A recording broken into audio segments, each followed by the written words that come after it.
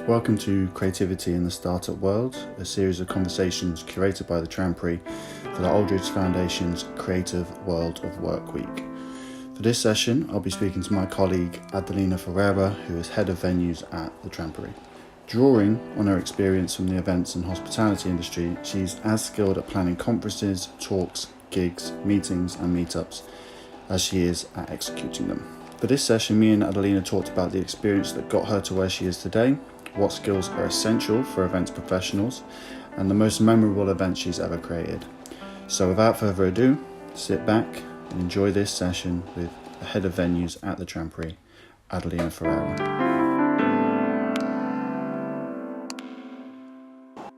I would definitely say get as much experience as you can while at school, and if you can work for cheap, if not free, do it. Be it with friends, family, friends, whatever it is, just do as much as you can to get that experience. Even if it's attending events, just going to an event and like seeing what the crew are doing, what the staff are doing, and think of it as like one big project that you would run, and seeing the different elements that you would have to put together to make the event happen, be it a venue or gig venue or business venue, you know? Is that what you did in the beginning? I remember going to events and gigs and stuff when I was younger and seeing all the staff, all the crew doing all the bits and being like, I want to be part of that. Right, okay. And then initially I thought I want to get into the music biz. And then I was like, okay, after studying at a uni, I was like, this isn't exactly what I want to do, because it was very much like dog eat dog. And I was like, am I up for competing with all the men in the industry? Probably not.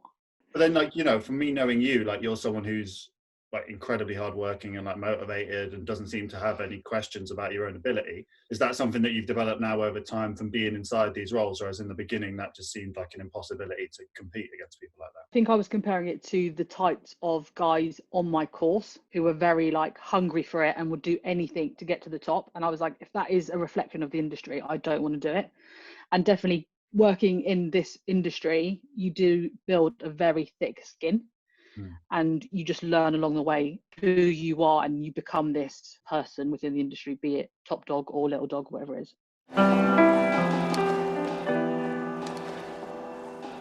No, definitely not. I think events is all the skills that you learn in events, be it whatever industry it is, arts, music, theatre. Those skills are so transferable to any industry. Even if you don't stick in events, you've learned so much. You've been able to deal with all kinds of people, like doing multiple projects at the same time, being like that unflappable person that gets it done.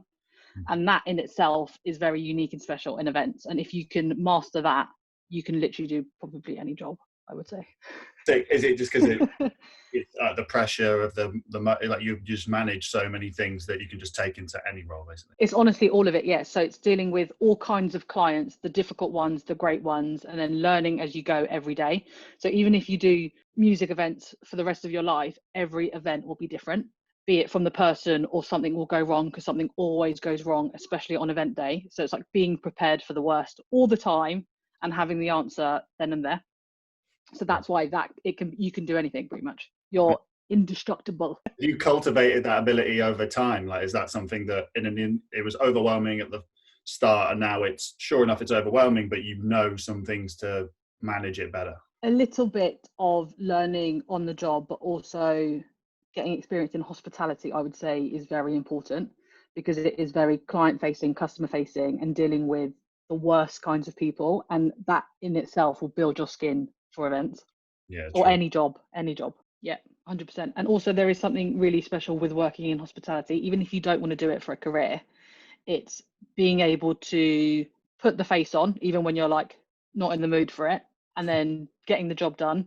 And it's actually quite fun. And if you can work in hospitality, you just do a lot of jobs.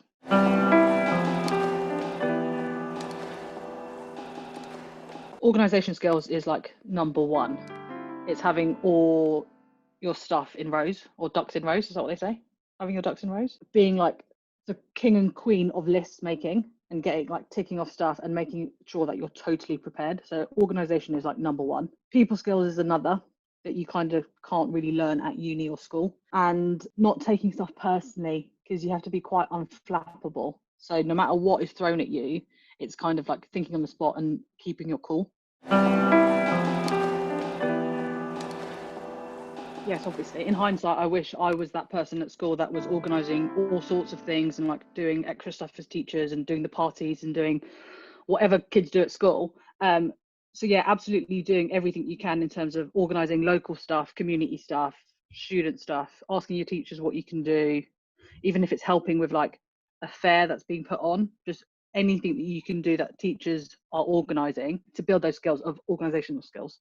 Mhm. Absolutely do it. If you see everything in life is built by a team of people, like everything that you encounter, there is a job there. Most memorable would definitely be an event that I put on at uni. So while I was still learning events and the live industry, Mm. I had to work one with musicians for the first time ever, and two, working with like a professional venue. So it was like the O2 Academy in Oxford. So I was like, oh my God, this is amazing. This is massive. And it's dealing with that massive team and then dealing with the band and the artist and being that middleman and learning all of that from the process of like organizing to delivery was amazing. And I think that's what made me think, oh, okay, I could do this. Maybe not in the music industry, but I can definitely do this. The best things to learn from are the stuff that goes wrong, and stuff always goes wrong in events. So for instance, at the Trampery, I had an event for this eye hospital, so people without very good vision, and then the electricity decided to go, so no one could see, and I had to go to Argos to buy loads of like torches and lamps and fill the space, and like the toilets were pitch black, and then like the AV went, it was like honestly disastrous, and it happened all on the morning of the event. And it happened so quickly that when you're dealing with the problems, you don't even think for a second what's going on, you just deal with it, and then it's afterwards you're like, as if that happened, but carried it off. Everything went okay. Client was happy at the end of the day, but it's like it happened so quickly, you just don't have any time to think of anything else. But in hindsight, you probably think, oh, I actually can deal with putting out fires then and there. Yeah.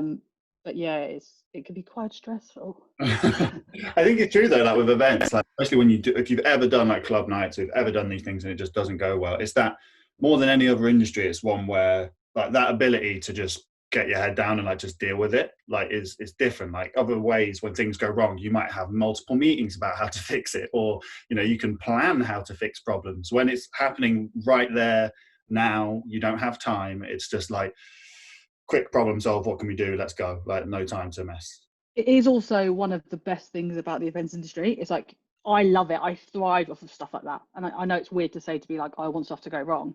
But if it goes totally smoothly, it's like easy.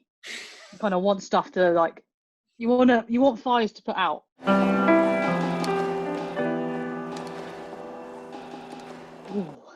Mm-hmm. I think everyone is creative. So I think it's just being in tune with a certain part of your brain that you're not consciously using every day. So it's like taking a pause in your everyday life and doing something out of your comfort zone, be it art, music, any of that arty type stuff, but also, yeah, just thinking outside the box than you normally would. That's what I would say creativity is.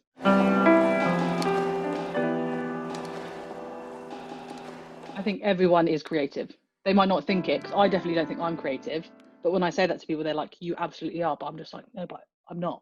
So in like a black and white version, you think creatives are like the people with the paintbrushes and the microphones and the instruments. But it's actually the people who are just thinking outside of their normality, Yeah. crazy or not crazy, Yeah. So do you kind of almost see your thing as like creative problem solving rather than, like you say, artists creative? Like Yeah. sometimes it's just a matter of finding a creative way to get around the problem. Yeah, that's a nice way to put it. Yeah. I'm here for you, bro. Thanks, Patrick.